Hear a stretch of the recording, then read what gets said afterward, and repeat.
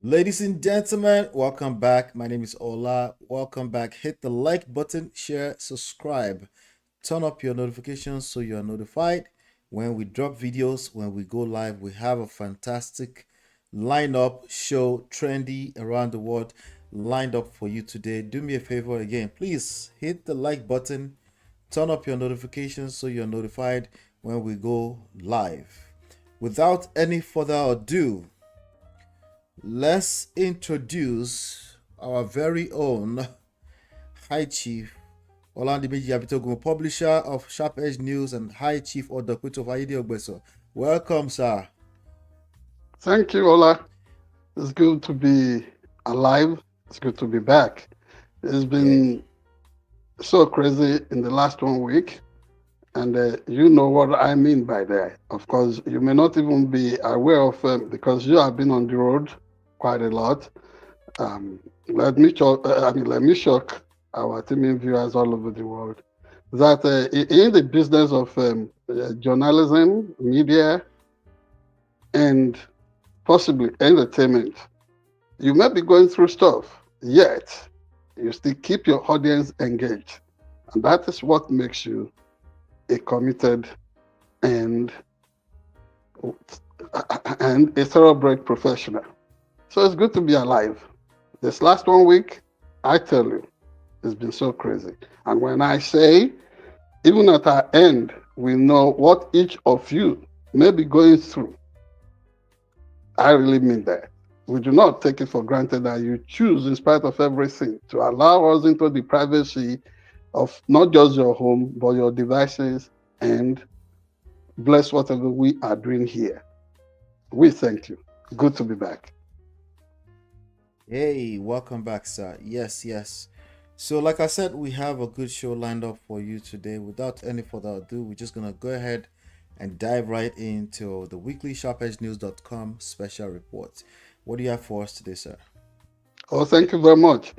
And like I said, those of us in the business of, of media, journalism, and all that, we may maintain uh, cool presence most times, but we deal with our own issues just like you do. It makes all of us human. A few hours ago, you would not believe it, I had a procedure, but I got a big clean of health, in contradistinction to what had earlier uh, been diagnosed about uh, 5, 6 weeks ago. So when people think it's only the rich that cry, or it's the poor, only the poor that cry, you have heard it that the rich also cry. But I'm not a rich person. Of course, former President Joe Biden, uh, regrettably, got diagnosed, and we were told on Sunday that he got confirmed with a serious form of prostate cancer, something that is said to have spread into his bones. And you know the implication of that. If you have had people that have been diagnosed with stuff like that, you will know. And in my case, 5, 6 weeks ago, I got diagnosed with prostate cancer, but it is the low risk type. Because one thing that keeps it on track is to make sure that you are not scared to do that test. You go for it as often as you should, whether by form of what used to be the tradition, getting into your system through whatever means, which most of us African men are not comfortable with. But that in itself was meant to be subject. And I'm giving this because our people have to embrace knowledge in place of speculation. No, speculation does not help. We must dispel all kinds of ignorance and embrace science and medicine. We need help in Africa. So, in this case, even while I was out of state in Kansas and the traditional form was used on me in Texas, and that was never caught. But with the use of blood work and all that, the PSA gave room for concern. And when it rose considerably, I was recommended for biopsy. And when that biopsy came back, I was told I had prostate cancer. So it is not something somebody sits back in the comfort of their room and say, oh, this is that. No. And you cannot just wrap it up as some demonic attack. Things happen in life. It does not even have to do with lifestyle. I do not drink, I do not smoke. Whatever they say would push back against it, I did. Whatever they say would not allow for it, I did not do. But yet, here I am. But the good news is that at my stage, it can be cured, and the options are there. We are floating and flowing with the medical experts, and then we are enjoying the breeze of prayers from you, our friends, family, and contacts all over the world. Thank you so much, all of you, that have been part of this heroic fight. Now, the colon is checked today, it's cleared, and it therefore means that, yeah, this only came to, it's not going to lead to death. It's not going to lead to death. So if you are not sure of what I'm saying, you must be a man of deep faith. Go to the gospel according to St. John. When Jesus was told about the sickness of his friend Lazarus, he said it's not going to lead to death, but to affirm something about the might of God, and then the Son of Man could be glorified. That's my take on that. We'll talk more about that issue. And let me quickly move to the issue of security failure fast enveloping Nigeria. The darkening pall is just palpable, and we cannot continue to watch Nigeria being overrun by nonchalantans and some people that are even foreign and alien invaders in Nigeria. In the name of religion, in the name of banditry, in the name of terrorism, in the name of hand robbery, and all forms of violence. It's never been this bad with Nigeria. And we are not even doing anything to show. Yes, it's not as if I'm downplaying the efforts of the men and women in the uniforms or in uniforms in Nigeria. No. All I'm saying is that whatever is worth doing at all, it's worth doing well. I give an instance of a situation in which the leader, the chairman of APC in Ose local government was kidnapped. These nonchalantans demanded a ransom of whatever millions. 5 million was given to them. Those people who took the money to them were held hostage later, and another 30 million naira ransom was demanded. Later, it was found out that the original kidnapped victim, the APC chairman, had been killed. In addition to that, you can imagine the plethora of and deluge of threatening messages coming in, flooding our community about anticipated strike from all these people. Why is the forest so porous place? APC, National Administration, the administration in Ondo State, we are journalists. Each time we try to put these things on the table, put the cards so open, so that we can have a more functional society, a more secure society. In all ramifications, it's often like, oh, these people are partisan. They are being used. Nobody is using us. Just make sure that a definitive solution is found to this craze. Okay? And from there, Those of us in the media, we ought to be very, very careful at this point. The way we compromise, the way, honestly, never before have I seen such a degree of irresponsibility. People who think they can really play some level of expertise than the others. They are often quick to say, oh, how many stories have they investigated? How many stories have they done before? But like I said on this platform before, we have done things that none of these people who boast in an empty way just because they are like an extension of the ruling party in Nigeria today, since they could not even dare. And they were not by themselves in the struggle to give this democracy to Nigerians. I'm saying this, the aberration that occurred in Rivers State, for example, where an illegitimate so-called sole administrator has been installed. Now, this individual, knowing that this is unlawful, this is unconstitutional, he and his fellow travelers, a perfidious conduct, totally, are syndicating adverts around media houses. You find it on all leading national networks in Nigeria, electronic, print, and what have you, just because they have to buy legitimacy. And media is accepting this Judas Iscariot's money. Such a shameful thing, which ought to stop. Now, from there, because we need to quickly run the whole course, let us congratulate our big papa.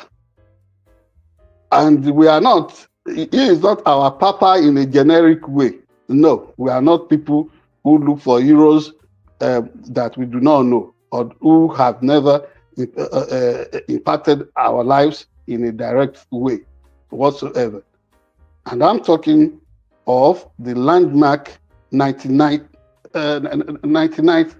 birthday of a man from our own community, our kingsman, our real papa, Chief Reuben Famuyide Fashionati, popularly known as Chief RF Fashionati, the leader of the Yoruba Social Cultural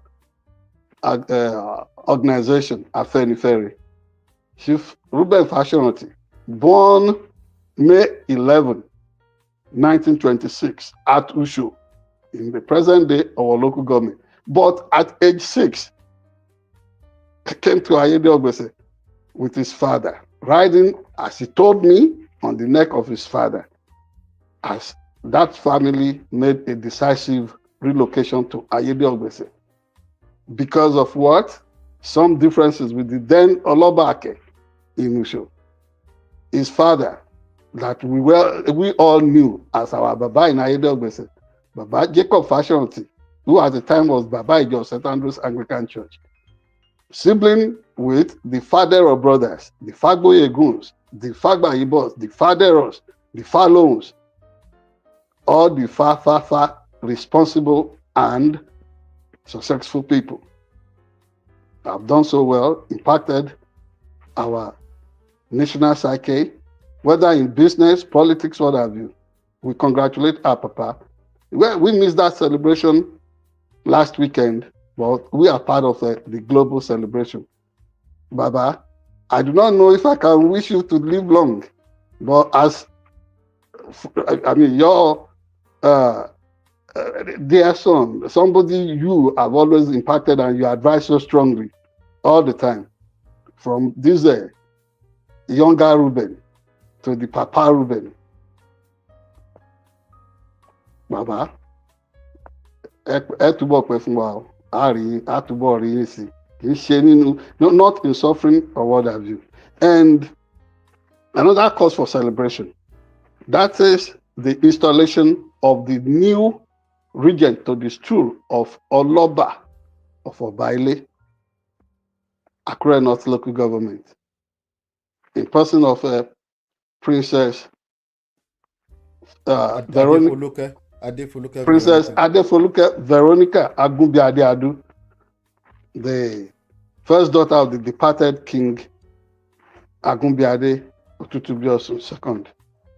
The fanfare. Honestly, the installation was so seamless, very traditional, and it put to shame people who make installation of princesses as regents something with which they score cheap political points amongst all kinds of people who misadvise.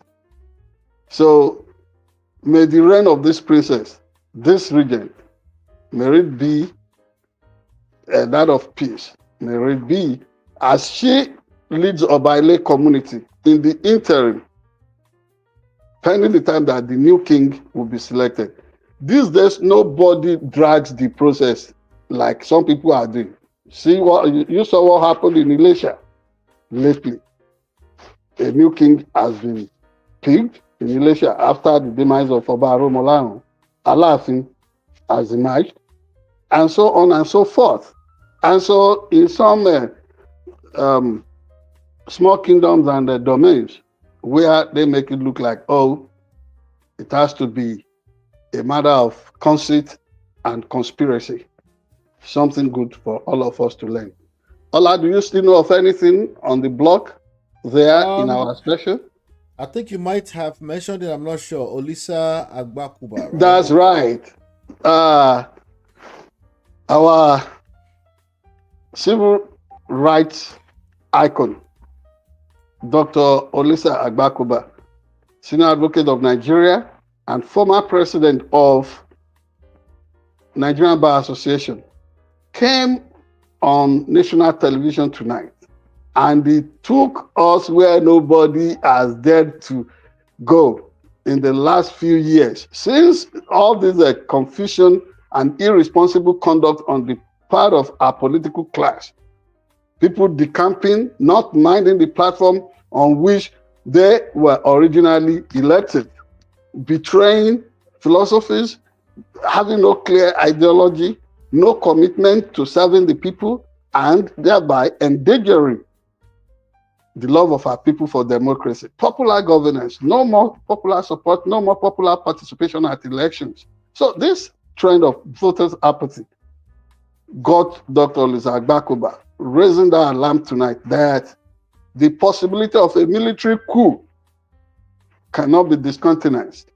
And that is some wake-up call, because some imbeciles in government tonight would be trying to dust up the books against this 72-year-old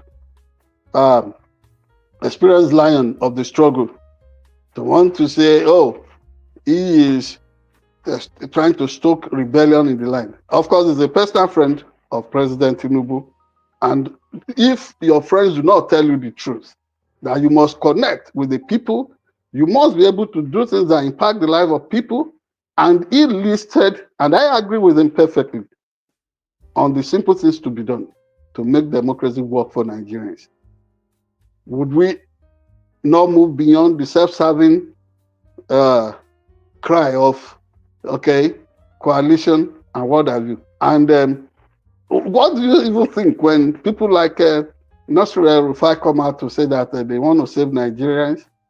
Somebody whom you know originally got disgruntled that he could not get his way through. He was not given an appointment that he desired.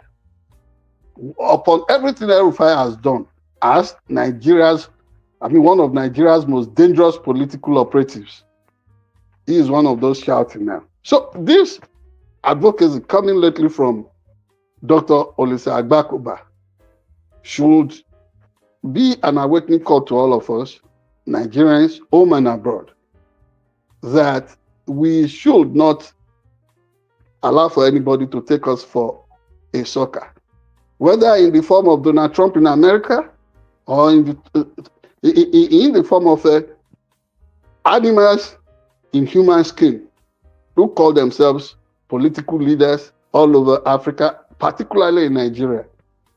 So long. It's good to be back. Thank you very much. Thank you so much. Thank you. Do us a favor, please Hit the like button, share, subscribe, turn up your notifications so you're notified when we go live. Right about now, we're jumping straight into some of the trendy stories around the world. We'll be right back.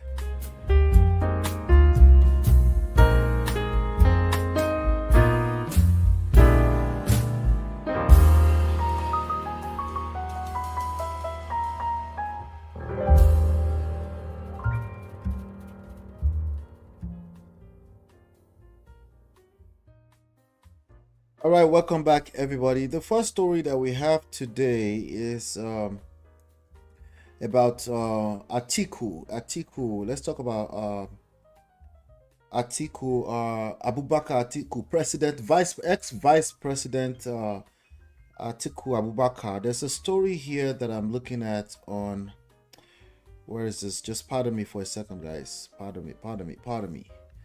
Okay, it's on Sahara Reporters, as a matter of fact. Okay, it says former Vice President Atiku Abubakar has reportedly offered Labour Party's 2023 presidential candidate Peter Obi the vice president slot in a proposed single-term coalition ticket ahead of the 2027 general elections. All right, hold on one second. Just wanted to make sure I'm displaying my illustrations properly. All right, so apparently he's off. Is okay. So that's the catch. I guess that will be the catch. He's only going to do first term. According to the Punch, the offer was made during a private meeting between Atiku and Obi in the United Kingdom earlier this year. And I just wanted to know, what are your thoughts about this? Because some people are saying, like, wait, is it desperate? Is this smart? Is this what do you think about this? Is this a tactic that we need? You just said something during your special about this coalition of a thing. It's my turn. A Milocon type of attitude, and the danger in this desperate moves that Nigerian politicians. You probably will call it the phenomenon of a Milocon Nigerian enterprises. Hey. It's like some self-imposed overlords. Yes. They have allotted it. Oh, I go, you go, and like gang raping Nigeria. Right. But good enough. So let me ask you like this. In my opinion, right, I think Atiku is done. Of course, Nigerians are unpredictable, but it's pulling all this kind of stunts. I guess because we don't know what's going to happen next. They said earlier this year, right? Peter Obi will be new fave, right? So maybe he thought he could, because again, this sounds like going backwards. If Peter Obi managed to win Lagos last time and he took almost a third of all the votes in Nigeria, what makes him think that he will want to go backwards? So what are your thoughts about this? I would like to know, sir. Thank you, Ola. This is pretty much not about my personal thought. What was the response of Mr. Peter Obi to this report itself? He said he is not running to be it was running made to anybody. He said that? I didn't know that. He said that earlier today. I think it was part of the stuff that came off from his visit to the Anglican Bishop of Kubwa Diocese in Federal Capital Territory. Maybe Federal Capital. Yeah, Kubwa is located in the Federal Capital Territory, but is it Kubwa Diocese of what's it called? The Episcopal province of Church of Nigeria. So Anglican Communion. So I listened to him very well, and he said he will be part of whatever would drive out hunger, lack of education, and everything that could be considered indices of underdevelopment. For me, it suffices that, yes, we can set agenda in the media, we can speculate around some of this stuff that leaders, some of the deals, some of these leaders are often cut in dark recesses of wherever they meet. For example, I love some words that were thrown at us at a media workshop way back in, I think, either 1999 or 1998. Either 1998 or 1999. That forum we had at ECOWAS headquarters in Abuja. And all of us, we were in the euphoria of a return to civil democratic governance. So there was this media workshop there.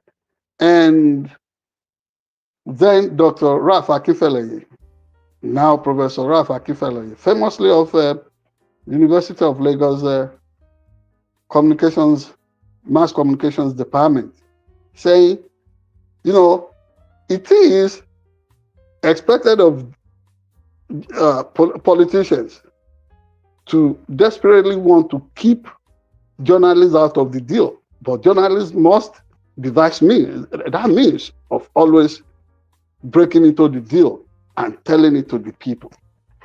That is the only way through which we can destroy not just aspects of mendacity, deception, and falsehood in governance. Because wherever you find all these requisite conduct in public governance, honestly, that society would always struggle without succeeding at attaining its best, its potentials for all-round development. So what we are saying here is that everybody must maintain their guard so that we do not fall into that risk of being led by the nose by politicians who may not even have anything on the plate for the vast majority of the citizens of our country or homeland. Because you and I, we are caught in this web of having a dual citizenship, American, Nigerian. But the point we're making here is this: I do not see Mr. Peter Obi as an unprincipled wimp. No. So far, so good. He's been able to hold out his own turf. He's been able to let people know that this is the identity I carry, even when they try to shame him, when they try to make him, to ridicule him, to lampoon him. Chief, yes. What if we give him the benefit of a doubt, right? What if this is we're giving Abubakar Atiku a benefit of that? Maybe this was a succession plan, so that they don't just give it to the kids. Because they said here in the report, they said Atiku is said to have assured Obi that he would serve only one term and hand over power afterwards, right? Would you believe it's a succession plan so that there's a smooth transition into the next generation? Are you saying he's been desperate? Because Natu said here that Atiku is just trying his luck. And by the way, Natu did say thoughts and prayer to the family.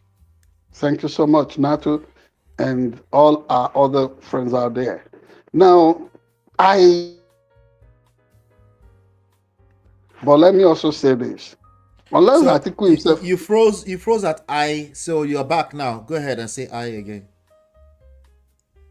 Let me say that I agree to some extent with Natu, to the extent that, yes, Atiku may be flying a kite of luck, trying to test the waters, and trying to also concerning what I would call political luck. But it's even complex than that. From what we know, people tell you, oh, have you heard of the folkloric tale of the cock? No, Okay. the cock, and the fox at play. Akoko and what is fox again? Color. Yajagbo fox. Yes. Mm, There are several types of ajaibos, because when you talk that's of true. a wolf, it is ajaibo. But That's true. fox, color. Fox. Okay. Yes. So the inviting glow, that is the what do you call that thing on the head of a cock? That I don't know. I forgot. I know what you're well, talking Ola, about. you have to remember the thing that you have the female thing and you have the male thing. The male one is the cock. So it has this Mm-hmm. symbol, that crown on his head that glows, that shows that you are carrying a male thing. The comb. Anyway, that's right. Come. Okay. And it can be inviting. And I then, had never heard of it before, but yeah, thanks. the attempt at touching, you touch, feel it and all that. And Mm-hmm. you know what that, I mean, what that caused the cock. Ended Mm-hmm. as yes, ended as what for um for the old fox. That's number one. I remember it was one northern politician that said, if you intend to have a ride on the back of a tiger in order to hold power, you may end up in the belly of that tiger. From what we have seen in Nigeria, the Abacha years, when he manipulated everybody to think that he was fighting because of June 12 for Abiola, and he went over to Abiola, and Abiola was encouraging everybody to go and support him and all that. At the end of the day, what did he do? He consolidated power and put Abiola in prison. And every other Nadeko person started running into exile, and some of the Nadeko people in Nigeria were hunted and killed. Mm. So how do you now, when you look at all these parallels, when you compare, you draw comparisons from our past history. Oh, okay, let me have power. I will transfer power to you. Is it easy like Right. that? Is it that easy? So everybody should just try out what they want. But for me, I want a younger Nigeria, a younger Nigerian, and you know what I've always said. Why is Atiku not using his resources and political machine to back a much younger, pragmatic, and honestly, he can write his name in gold. He has tried some things in Nigeria before that has earned him his place in history. And he has proved one thing. I told you, one Christmas morning in Nigeria, I was taken to him by Mr. Matthew Aramide that I met through barrister Giwa Amu in Nigeria. And Giwa Amu was one of our lawyers in those days. Honestly, when I interviewed Atiku Abubakar, he came across to me as somebody, although with all the riches he has, as somebody who does not even really look at life from the prism of materialism or material things. What did I not say to him? I said, Nigerians call you a thief. Your own principal said you are a thief. He said, I wasn't a thief. All those mischaracterizations came just because I said there will be no third time. No third time. Nobody could be more blunt than that. So why I'm telling you this is that Atiku can also still do more as a Nigerian that left the place better than he met it by identifying talent amongst younger Nigerians who can really wipe off all these craze from the country's canvas. That's all I will say for now. But I do not see Peter Obi. But in politics, never say never. Never say never. Never say never. Otherwise, tell me, why you and I should be under the presidency of you know who in America today. I know, right? Yes, I mean, these are people who are supposed to be. They invented so many things, not just in technology, but in modern uh, political thinking and what have you. But look at the way, I mean, where we all find ourselves in America. So there can be no absolute about this. All I can say is that Nigerians should keep working at it. It is work in progress. And all of us reasoning together and pushing together and articulating what we want together and making sure that, yes, if we have to embrace that, I mean, let them be doing their own thing until shame envelops all of them that, oh, nobody is even coming out to vote for us anymore because they know that anyway we are going there to steal them dry. And then they begin to beg instead of just weaponizing hunger, and then during elections, people come out because they have no options. At some point, something will give in. Thank you very much. Thank you very much. Anyway, speaking of, you know who we find ourselves under. Right. Let's move on to the next story. I just have one question for the audience. What are your thoughts about this? Join the conversation in the comment section. Would like to know, is this article of a thing, should he go and rest and just let the Peter Obis carry along? Abi, he still has a massive or a very long runway in front of him. Maybe he can help Nigeria take off at last. Anyway, so hit the like button, share, subscribe, turn up your notifications. Let's move on to some other trendy story. We'll be right back.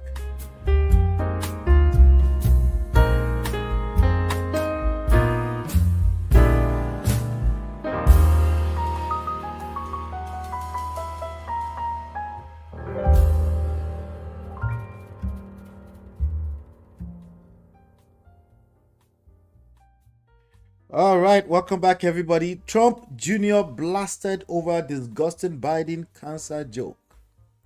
Sick joke. I'm looking at a report here. I guess the report came from Huffington Post.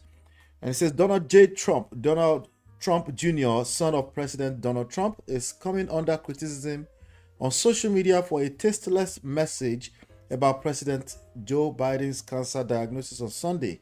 At first, however, Trump Jr. appeared to wish Biden well shortly after the announcement that the former president has an aggressive form of prostate cancer that has spread to the bone. Trump Jr. reposted a message saying, and I quote, "Politics aside, we wish him a speedy recovery." I agree 100%, he added as he shared the post. That politics aside tone lasted about 3 hours when he posted a follow-up message mocking former First Lady Jill Biden, who holds a doctoral degree in education, and hinting at a conspiracy. And I quote, "What I want to know is how did Dr. Jill Biden miss stage 5 metastatic cancer, or is this yet another cover-up?" He wrote as he reposted a message declaring it highly likely that Biden was diagnosed as president and didn't tell the nation. He then pinned that message atop his feed on X. The message stands in stark contrast to one post by his father wishing Biden a fast and successful recovery, as well as messages from other MAGA firebrands such as Representative Marjorie Taylor Greene, who said she was sorry to hear the news and offered prayers to the former president and his family. Trump Jr.'s critics called him out for his message attacking the Bidens. Somebody said there's no bottom for Don Jr. Truly despicable. What are your thoughts about this one, sir? Thank you very much. Among them, our people, and the advantage we have as Nigerian Americans or people of African descent in the diaspora is that, you see, we can We can traverse the two worlds by way of time-tested adages and incontestable words of wisdom. Well, two things are involved here. The Yorubas would say, "Ikú tó ń pa ojúgbà ẹni, òwe ló ń pa fún ni." If, yes, thank you, my brother. If, honestly, if somebody, somebody who is your contemporary, somebody who is your peer, is dying of a situation, is going down through a form of death, just understand that in itself is instructive for you, is a forewarning to you. We do not wish that any bad thing would happen to the Trumps by way of health failure, but just understand that we are all vulnerable, and as mere mortals, anything can happen to this mantle that we wear at any point in our life. Simple. Another proverb that is instructive here is the one the Yorubas would always tout as "Any binile ninjo." The father must collect in this one, even though he gave. Well, why would he not? Why would he not collect? If you breed a bad child, why would you not collect? Because a bad child will grow up to be a bad grown up.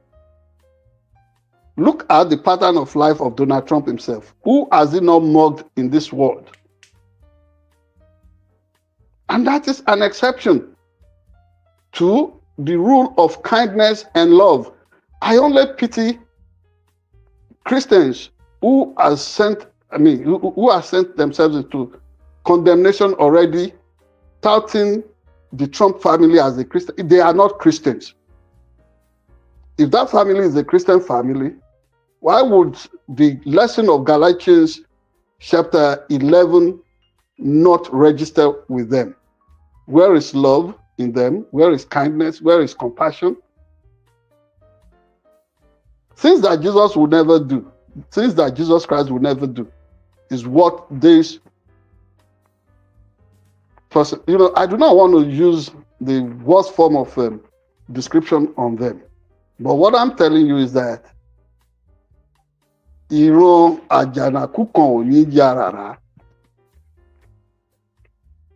Ọmọ tí ẹyá bá bí, ẹyá ní ó jọ.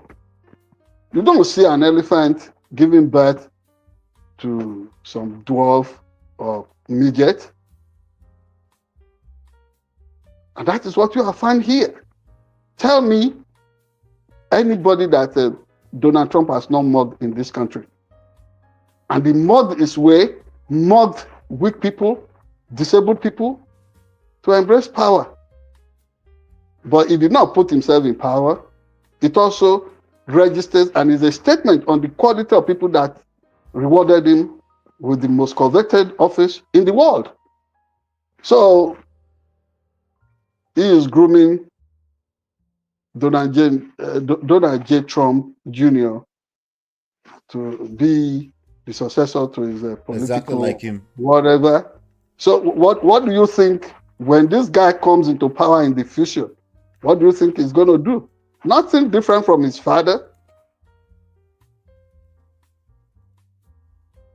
I don't even know if he's as old as I am. Who? Donald J. Trump? Yes, I don't know his age, I don't care. It's a young man. No, it's not. So but in this country, in this country, one of the downsides is that there is no respect for age, no respect for anybody. He's 47 years old, sir. Is it not dumb for a 47-year-old to talk to somebody who is older than his father the way I've just done? When the man is vulnerable? Somebody is down, you are giving him the kick. But you know what? Whether Papa Joe Biden is suffering from an aggressive form of prostate cancer or not, in 10 cycle of incarnations, the Trumps will never be as kind-hearted and good like people like Joe Biden. The evidence is there. Look at all the so-called deals, the way he has, he has treated Americans as suckers. Not even a third world country president is as corrupt as the presidency of this man. He and Elon Musk and this so-called Trump Jr., their circle. Look at what they have been ripping in. Go and check the list. Go and check the list. It's a lifestyle of fraud and corruption. So if somebody is corrupt in some ways, you think the brain will be normal? This is that utterance can only come from a corrupt brain. Brain almost to carry virus now. That is why he will open his mouth to say that about somebody who is going through that kind of situation. And do not forget what they have done. Hunter Biden had his issues with, his challenges of life, which we all know. But look at the way they continue to drag him as if they are the purest of all beings. All right. People, so honestly, I agree with people who are giving him all the knocks. In fact, they can give him sucker punch and let him land wherever he wants for all I care. He's just an irresponsible person who thinks that all this will not end one day. And at his own, at some point later, let us see the way it's going to be for him. But all of us are vulnerable. And I do not think there is a cover-up about anything. If there has been any cover-up, it is what they do in the Trump circle. And that is how they make their dirty billions. And so it should spare the psyche of the entire world and Americans, all of us Americans, from that nonsense. What we are doing now is to pray for former President Joe Biden to have a manageable. And the good thing is that this thing is manageable. If it is low risk, it is curable. So it is not a death sentence. It is not a death sentence. Our papa, Professor Wole Soyinka, had prostate cancer and he got full recovery. So what is this ill-informed illiterate that is on parade as son of president? What does he know? You should shut up. Thank you very much. Thank you. All right. Share your thoughts. Join the conversation below. Hit the like button. Share, subscribe, turn up your notifications so you're notified whenever we go live. We'll be right back.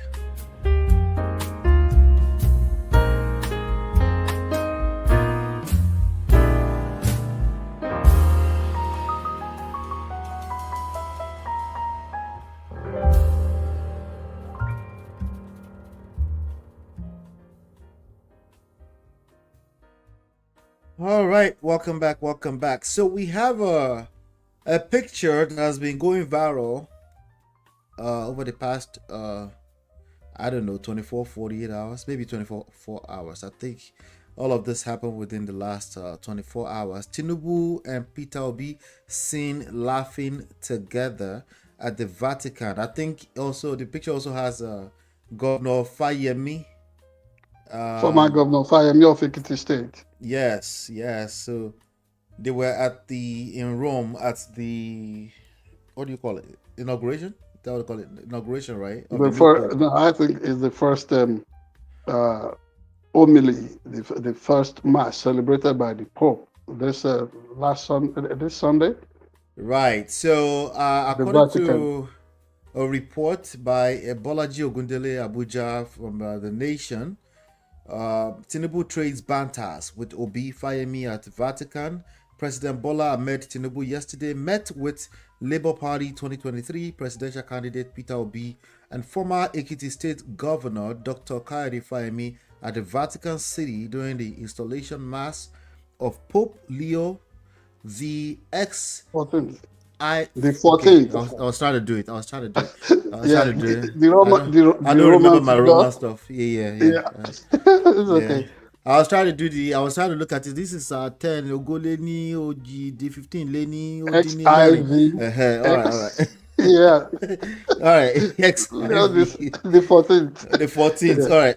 The three Nigerian political figures who were in Rome for the high-profile religious event exchanged pleasantries in a brief but symbolic encounter that was made public by presidential spokesman Bayo Onanuga via a post on his verified X handle. According to Onanuga, Fayemi and a papal knight and devout Catholic spotted President Tinubu seated with other global leaders during the mass and invited Obi to join him in greeting the president. Obi, also a staunch Catholic and papal knight, agreed. Fayemi cited President Tinubu where he sat with other leaders and asked Obi to follow him to pay homage to the Nigerian leader. Obi agreed, and I quote, Onanuga wrote. So in an extension of the news, there's a viral video going around saying that Sheyi Tinubu tried to handshake and say hello to the new pope, and it was respectfully told to move to the other angle. But Nigerians have been making fun of that all day long on Twitter. That clip is going viral. I'll see if I can play it before you finish your commentary. But I don't know why are people so surprised when they see the Obamas exchanging pleasantries with Trump? People really take this thing to heart more than the politicians themselves, don't they? I think they do. And like I said on this show before,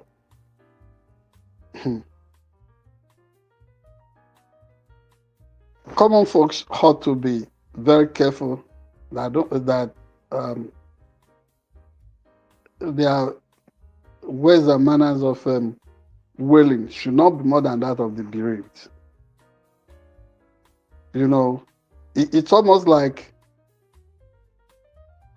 these people, they know how to close ranks. But in this case, it's not as if it's not as if there is any hidden thing about Peter Obi. Like I told you, concerning what Peter Obi said today on the speculation that what he told the media during his visit to the Bishop of Kubwa in the Federal Capital Territory today. He also explained that he's never had any personal squabble with anybody. But institutional failures, yes, is against all that. So let us understand that fundamental disagreements on issues of principle is different from interpersonal fights. Do we get that clear first? Mm-hmm. Yes. So this is what they must understand. And even there, remember from what Ogabayo Onanuga told us in that filtered, because you never can tell, but these people, they communicate things to us through filters. It's difficult to get first-hand stuff from the APC presidency. That I know, as somebody who's operated for some time. Mm-hmm. Now, the point I'm making is that Mr. Onanuga said when Dr. Kayode Fayemi led Mr. Peter Obi to greet President Bola Tinubu, right? Dr. Kayode Fayemi reportedly said, or welcome to our church. And President Tinubu said, on the contrary, I will be the one even welcoming you because I lead the Nigeria as the head of the Nigerian delegation. And all of them started joking and laughing that, oh, we are part of the Nigerian, or you understand? It's the Like we are Nigerian all, panel that's again. the banter. Yeah, yep. Yes, we are all Nigerians here. And the number one Nigerian at that forum was President Bola Ahmed Tinubu. Pure and simple. No politics about that. So for people to now begin to interpret intentions, read meanings to all these things as, oh, perhaps they have always been meeting before Uncle. Politicians, they are people. It spells Don't out, forget. It spells out how gullible the average regular person is. Yeah, the average person is. Yes. For example, when it comes to politics. Yes. I used to advise somebody whom I knew to be this kind of person that would just want to fight about anything. I said, you are going into politics now. Please understand that politics is for comedians. If you cannot absorb jokes, if you cannot dish out jokes, don't go into politics because easily you pick anger, you pick quarrels. Yes, sir. Politics is not for you. And that person adjusted, and he did well. He did well. So the point I'm making here is that these people, they may understand that politics itself is a form of art. Yep. Is a form of art. If you say everything, for example, when I was saying something about a certain Nigerian activist, journalist, you told me, oh, probably that's why he would be considered a dangerous person. Because part of that thing you bring on the table as a politician is the ability to manage your real intentions until you get into office. Let me give you a story. I was just a young lad when Obafemi Awolowo last ran for public office in Nigeria. But I was told by a more experienced Voice of Nigeria reporter, correspondent in Abuja, when I went to interact with the former Director General of Voice of Nigeria, Baba Taiwo Alimi in those days. So that man, Mr. Omashola, was telling me about their experience with Obafemi Awolowo in Aba. The Obafemi Awolowo got to Aba and said, well, he would banish all kinds of things coming from abroad so as to stimulate domestic production. Stockfish would not come. He's talking of stockfish, and that okrika cloth will not come. He said, I should come and see the way people were going to stone Awolowo and his team. But Awolowo said something, really cool for the economy, for Nigeria's transformation. But was that a pragmatic thing to say in the circumstance, right to the face of the people who dealt in such things? So, no matter what the intent might be, the intentions behind what he declared there, why the people reacted that way? So you want to destroy the local economy of Okrika area and that of Aba just because you must stimulate? You get there first. Allow for the people of Aba and Okrika to understand how to prospect all these things locally through the Nigerian marine and whatever aquatic trails. And then if we are able to do that internally and even develop textile industry domestically, and then you can be talking of nothing coming from overseas anymore. So what we're saying here is that if you don't learn the art of keeping some things within you, and then you open it all just because you want to be seen as good, you may not really get there. So these people, it's not as if they fight all the time. It's not as if they don't have their fundamental disagreement. It's almost like But, they never fight. They just disagree on, obviously the politics. but They what is the instruction? What is the instruction of the most accomplished civil rights figure of the last century, Dr. Martin Luther King Jr.? He said, "Let us learn not to disagree without being disagreeable." Mm-hmm. Yes, we can have our disagreements, but there must be times we also agree. So these people who are parodying them, who are trafficking all these things around and making sure that it's gone viral, they would have wanted the situation in which TINUBU and Peter Obi will start throwing punches right before the war at the Vatican.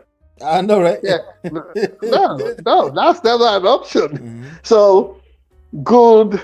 And really, by the way, at this point, when you say that, they will say, of course we don't know, but it's such a subconscious thing that you have to be super intentional.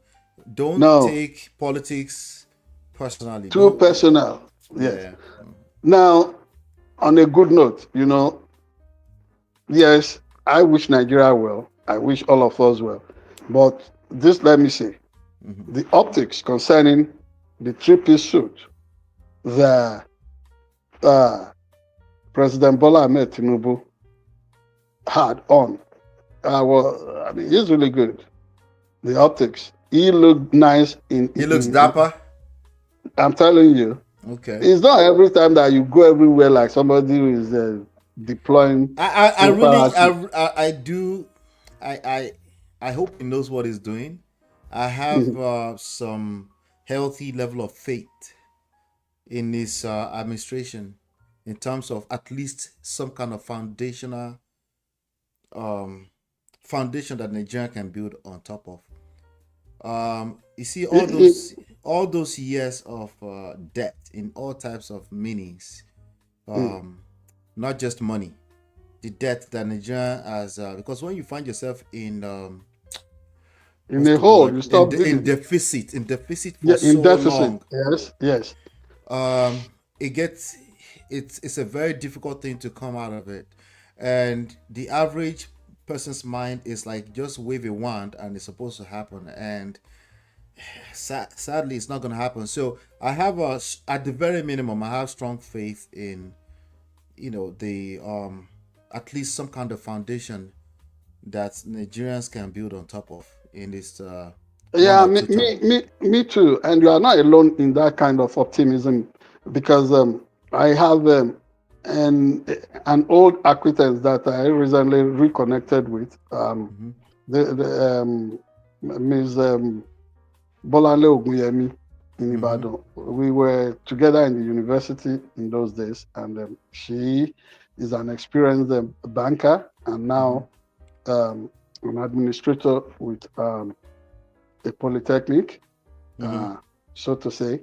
And when she broke the whole thing down, if I was even giving her an offer to come and run a column for us on economy and finance, honestly, she told me that Tinubu seems to be on the right track. I said, well, I'm not a good admirer of Bola Tinubu, but that this one, you are telling me, you are almost convincing an apostate like me concerning Bola Tinubu, and I love that contrary opinion out there constantly for Nigerians, so that they can know that we are not incurable opponents of what, because if there is something that is good about what he's doing, why don't you give him a chance? But the one I know is that everything must impact on the fact that hunger cannot be allowed to plague Nigerians. It must, yes, if you are paying the debts, also make sure that Nigerians can afford the basic things Day of to day. life. For example, I do not know why education should be the most expensive under APC, a so-called progressive administration. That stands logic on the head. And I remember education was almost completely free when Mimiko was running on those states on the platform of Labour Party, later PDP. But when APC got there, things just got all right. I could not explain that. So could these people really be true progressives and welfareism and progressivism had a new set of meaning and implication for me. So when I begin to see all this, I'll believe you. On the last note, yes, sir. Let me draw the attention of the Nigerian government to possible security breach at the drop-off point for the train that commutes between Ibadan and Abeokuta, Lagos. That point where people drop off, the interchange where they drop off passengers going to Abeokuta is too isolated. Do not wait until we have people being packed again into the bushes and then you say develop a hub of what's it called? Commercial cabs operations. Let people know the time the trains will arrive regularly, so that when passengers get off all this, get off the train, they are not just there stranded.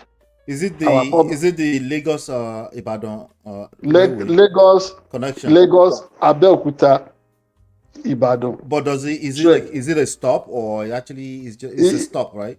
It's supposed to be a stop, but when people disembark, people today, because of the improvement in the public, what's it called, the trainer thing, because of the improvement that is noticed already, some people go from Ibadan to Lagos on daily basis, go to work on daily basis, and some people go from Ibadan to Abeokuta on daily basis. So the point I'm making here is that place where Abeokuta travelers, commuters, where they disembark from the train has to be strongly secured. The Abeokuta train station. Yes, has to be strongly secured. We do not wait for things. You see, part of good security arrangement, proactive security thing, is to anticipate. It is called, because when you do not anticipate and work on it, it is called intelligence failure. Can it happen? Yes. Has it happened? Not yet. But can it happen? Yes. Has it happened elsewhere in Nigeria? Sure. Trains get hijacked when people expect that it should be one of the safest form of transportation. We do not want all these things, because when we report all these things, it's not because we want to celebrate the failures of the nation. What we want is that Nigeria should operate at par with the best countries of the world. So long. All right. Thank you so much. Now, shout out to Mr. Osemu Diamen Okosu. I guess when we were talking about, I said I have faith. You said you hope in at least some type of foundation for Nigerians to build on when it comes to economy deficit. He said, what foundation? So, yeah, it's a good question. It's a good question. Yes, yes, I join, but we cannot be completely pessimistic. In fact, for the people who has made a career of looting the place dry, yeah, we will say what foundation. But honestly, that foundation is the fact that now, past some of the past debts have been defrayed.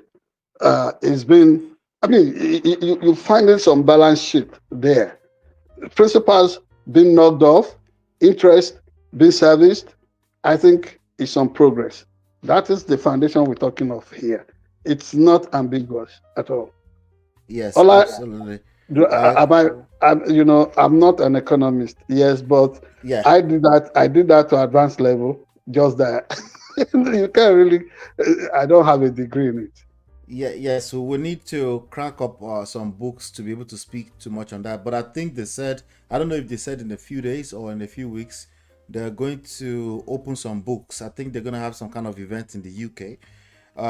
If you really want to, if you all Well, want to know, that anticipated UK trip, I think, is a aha, jamboree that must be called off. okay. Yes, it must be if you called off. if you It all want to must be know, called off maybe right we should at now. least pay attention if you want to know. No, no. If Mm-hmm. you think, I mean, that money, whatever they are budgeted for there, can Mm-hmm. do something on the road. Honestly, these people should travel the world, and they travel the world. Have you seen the wonders of the corridor between state of Tennessee, um, and states of Tennessee and Mm-hmm. Georgia?